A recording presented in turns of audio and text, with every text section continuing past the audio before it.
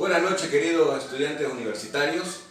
Continuando con la clase de física, en el tema específico del movimiento de proyectiles, en la clase anterior nosotros desarrollamos la teoría del movimiento de proyectiles, relacionada con la altura máxima que desarrolla el vuelo, la distancia máxima, el tiempo de vuelo, etcétera, etcétera. Hoy vamos a hacer un ejercicio de aplicación que tiene que ver precisamente con las aplicaciones militares. Vamos a entender de que vamos a disparar un cañón, hipotéticamente, lógicamente, de 155 milímetros, un cañón que es estándar del ejército. Este cañón, de acuerdo a los datos que se consiguen en el internet, sale a una velocidad, el proyectil sale a una velocidad de 300 metros por segundo. Con esa velocidad y a un tiro de 45 grados es donde alcanza su distancia máxima. Queremos determinar cuál es esa distancia máxima y al mismo tiempo cuál es la altura máxima que alcanza el tiro, por un lado. Y por otro lado, cuál es el tiempo de vuelo que tarda el proyectil. Nos acercamos, por favor.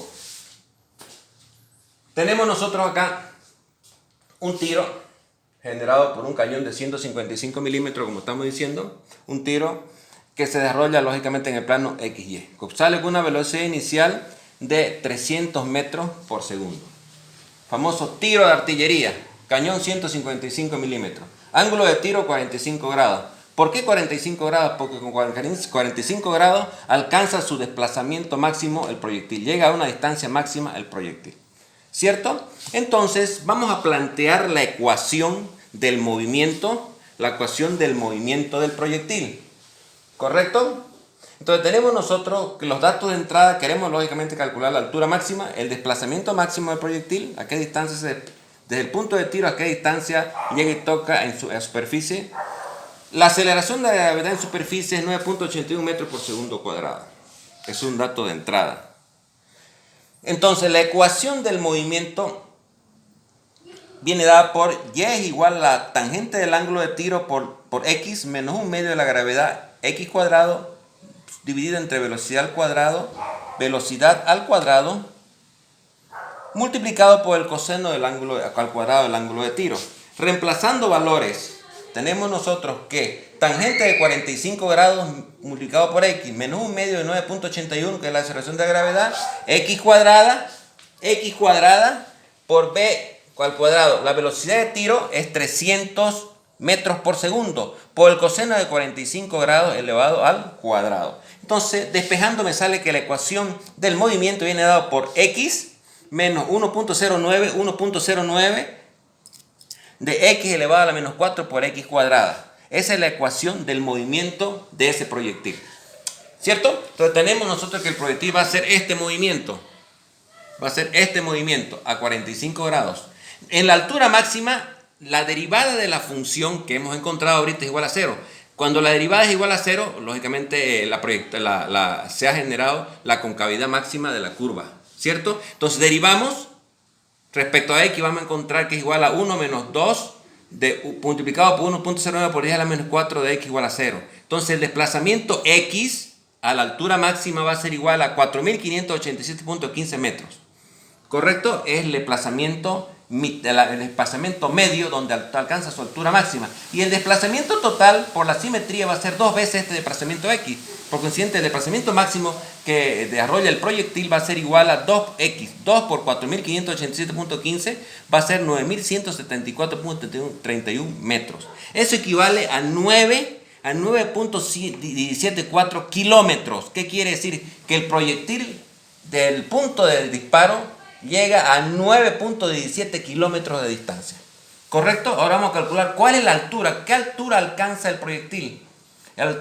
Partiendo nuevamente de la ecuación del movimiento, y es igual a x menos 109 quiere decir de 10 a la menos 4 por x cuadrado. Reemplazo el valor de x, lo que lo he encontrado acá. Reemplazo el valor de x, para x 4.587.17, encuentro que la altura máxima desarrollada por el proyectil va a ser, reemplazando los valores de valor de x, 4.587.15 menos 1.09 10 a la menos 4 multiplicado por 4.587.15 elevado al cuadrado. Eso me sale que es igual a 2.293.57 metros. Eso equivale a 2.29 kilómetros. El proyectil alcanza una altura de 2.29.3 kilómetros de altura para ahí descender. ¿Qué quiere decir? Que esta altura máxima va a ser 2.293 kilómetros.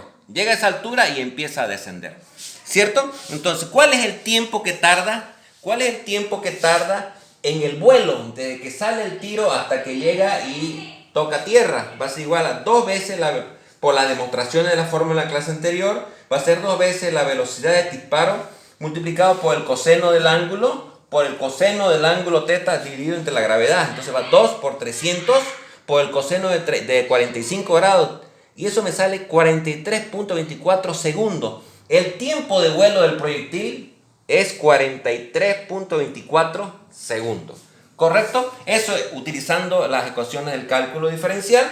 Ahora vamos a utilizar las fórmulas que ya se conocen para el movimiento de proyectiles, que la demostramos en la clase anterior, que viene dado que el desplazamiento máximo del proyectil viene dado por R, que va a ser la velocidad inicial al cuadrado multiplicado por el seno de 2 ángulos del tiro dividido entre gravedad. Reemplazando valores, 300 elevado al cuadrado multiplicado por el seno de 2 seno de θ, pero el ángulo de tiro es 45 grados.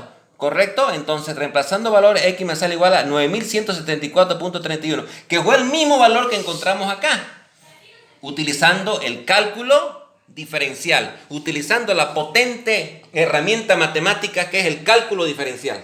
¿Correcto? Por otro lado, calculamos la altura máxima por las fórmulas deducidas, que va a ser velocidad inicial al cuadrado multiplicado por el seno al cuadrado del ángulo θ del ángulo de tiro, partido en 2 veces la gravedad. Reemplazando valores, va a ser igual a 300 elevado al cuadrado por el seno al cuadrado de 45 grados dividido entre 9.81, que es la aceleración de la gravedad en superficie. Eso me sale 2.293.57 metros, que equivale a 2.93 kilómetros, que precisamente es la misma altura que encontramos cuando utilizamos el cálculo. Al utilizar el cálculo y las ecuaciones del cálculo encontramos exactamente lo mismo.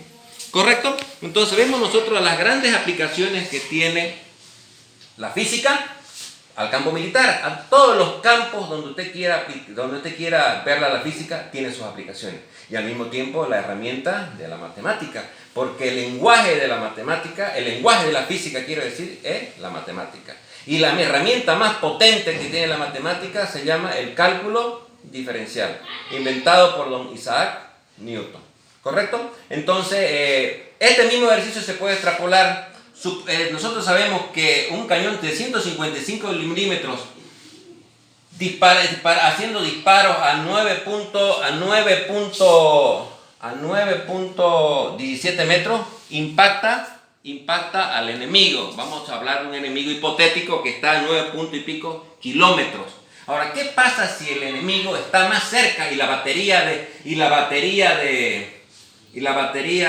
cañones la tenemos en la misma posición? No la vamos a retroceder, ¿no es verdad? Porque veremos tiempo. Entonces, ¿qué es lo que se hace? Se juega con el ángulo de tiro. Si la soldadesca del enemigo está más próxima a los 9 kilómetros, entonces lo que yo hago es girar el cañón para que la trayectoria sea más corta y al mismo tiempo, lógicamente, impacte ¿sobre quién? Sobre el enemigo. Estamos hablando de un enemigo hipotético, ¿correcto? Entonces eso es lo que se hace, se deduce de la misma ecuación que tenemos acá, despejamos el seno de 2θ y reemplazamos el R, pues vamos a suponer que se encuentran a 5.000 metros, a 5 kilómetros las fuerzas enemigas y la batería de cañones está en la misma posición. Entonces, ¿qué se hace? Esa fórmula se despeja el seno de 2θ y se despeja qué ángulo tengo que darle a la batería, a los cañones, para que impacten a la soldadesca o al ejército que viene, lógicamente, en confrontación al ejército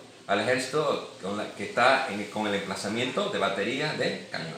Una gran aplicación de la física a la ingeniería militar. Muchísimas gracias, queridos estudiantes universitarios.